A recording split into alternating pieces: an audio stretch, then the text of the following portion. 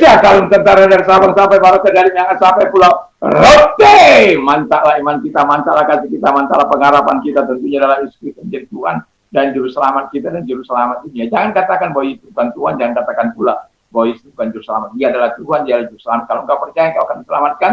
Semoga Tuhan membuat kita memilih yang terbaik dalam hidup ini, karena Yesus sudah berkata, akulah jalan dan kebenaran dan hidup, tiada seorang sampai kepada Allah kalau tidak melalui aku.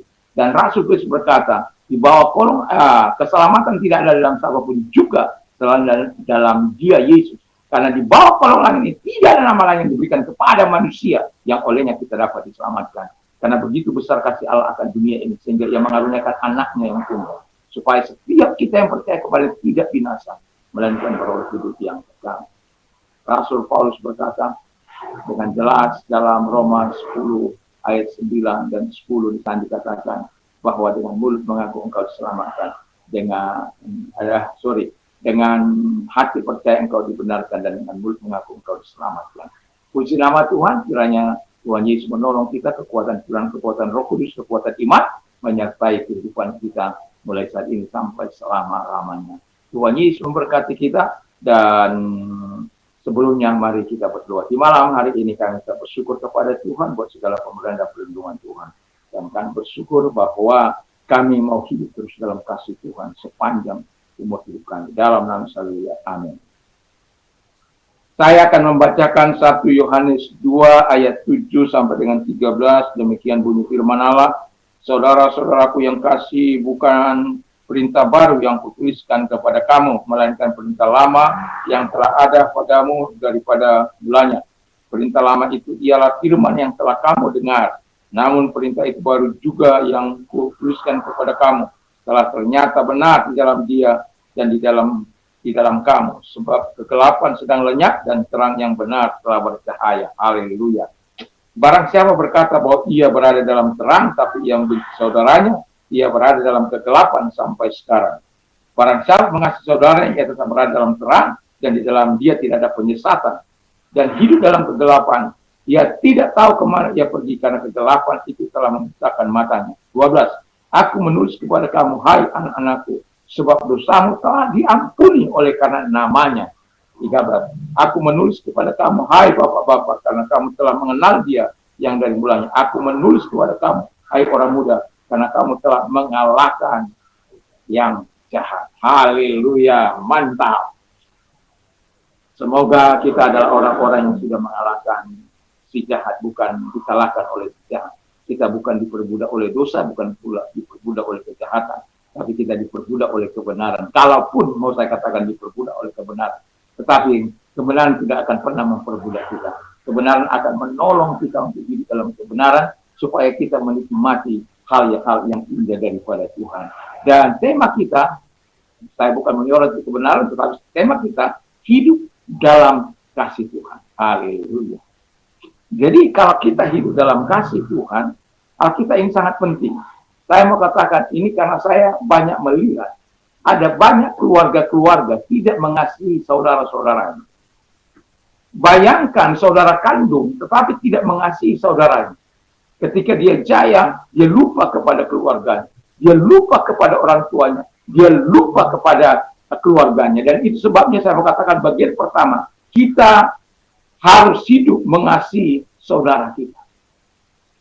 Jadi kita harus hidup mengasihi saudara kita. Apalagi itu keluarga inti kita. Tapi kita lihat dunia ini sudah terbalik-balik. Kadangkala kita melihat begitu jauhnya perbedaan antara hidup orang tuanya dan hidup anaknya. Padahal anaknya itu anak yang dia besarkan, yang dia sekolahkan, tetapi ketika dia jaya lupa pada orang tuanya. Dia memberi pun kalau memberi sekedar, dan sekedar itu bertahun-tahun lagi. Bukan dia bikin orang tuanya untuk bisa menikmati apa yang sudah dianugerahkan Tuhan. Dan jangan lupa bahwa itu tidak lepas dari pergumulan orang tuamu, pergumulan keluargamu, untuk engkau bisa menjadi jaya. Jadi kalau engkau jaya, jangan sombong, jangan pernah abai karena engkau hidupmu akan tersiksa. Karena firman Allah dengan jelas, kalau engkau tidak mengasihi saudaramu, engkau pembunuh. Pembunuh bagaimana mungkin engkau akan diberkati? Mungkin secara jasmania kita sudah bisa lihat bagaimana setan juga bisa memberikan kekayaan, setan juga bisa memberikan yang terbaik dalam hidupmu, kekayaan, tetapi dia tidak akan pernah memberi engkau damai, tidak akan pernah memberi engkau sukacita, tidak akan pernah memberi engkau kepuasan. Kurang dan kurang dan kurang dan kurang. Sudah banyak hartamu, tapi engkau tidak pernah merasa puas. Berbahaya. Allah tidak melarang engkau kaya. Tapi kalau engkau kaya, pakai hartamu itu untuk memuliakan Tuhan. Saya akan membawakan besok bagaimana kita sebagai orang yang percaya untuk hidup memuliakan Allah. Itu penting bagi kita untuk memuliakan Allah. Memuliakan Allah juga perlu dengan harta kita ini. Jadi kalau kita memuliakan Allah, muliakan Allah dengan sungguh-sungguh. Dengan hidupmu, dengan hartamu, dengan segala yang engkau punya. Tapi saya sedang tidak membawa di situ. Nah, jadi yang mau saya katakan kepada kita adalah bahwa Tuhan mau kita mengasihi saudara kita. Yang kedua kata firman Allah, kita hidup dalam terang firman Tuhan. Jadi kalau orang hidup dalam terang firman Allah, ya hidupnya bisa dilihat orang, oh itu betul-betul dia orang tua, betul-betul sangat diberkati. Anaknya jadi semua, dan Tuhan begitu luar biasa. Betullah mereka anak-anak orang tua yang mengandalkan Tuhan sepanjang umur hidup.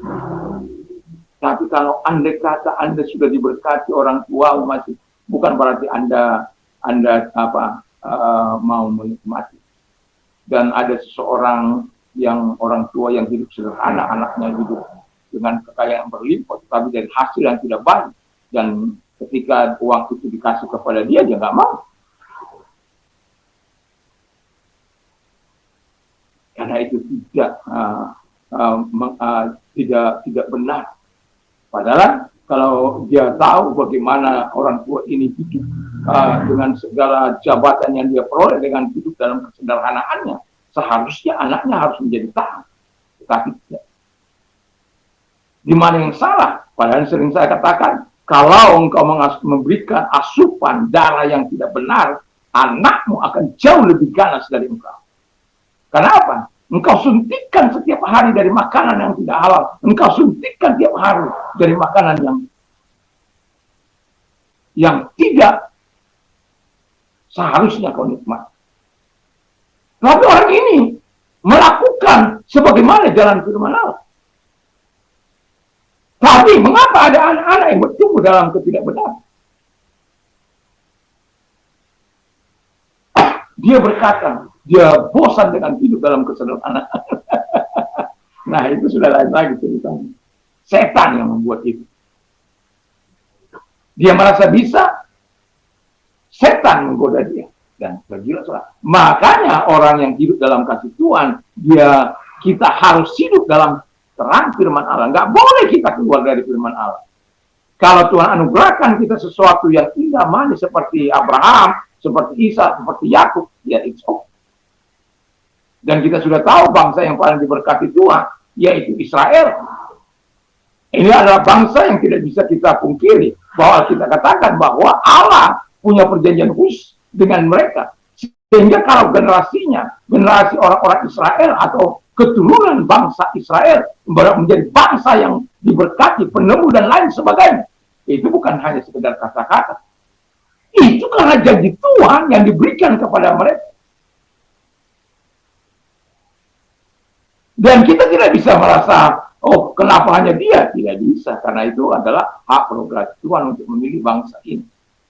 Kalaupun dikatakan dia diberikan kebal-bebal tebal, tegak tengkuk, keras kepala. Tapi Tuhan punya urusan sendiri dengan dia. Bahkan Tuhan sendiri ditolak.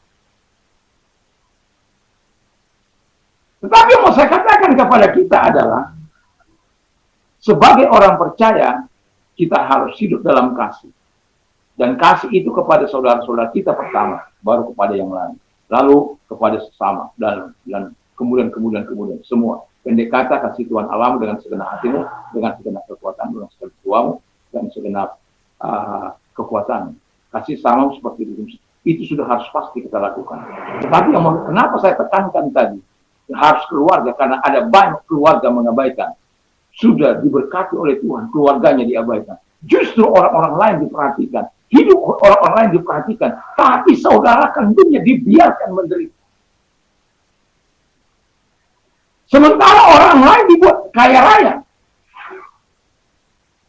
Pegang ini, pegang itu.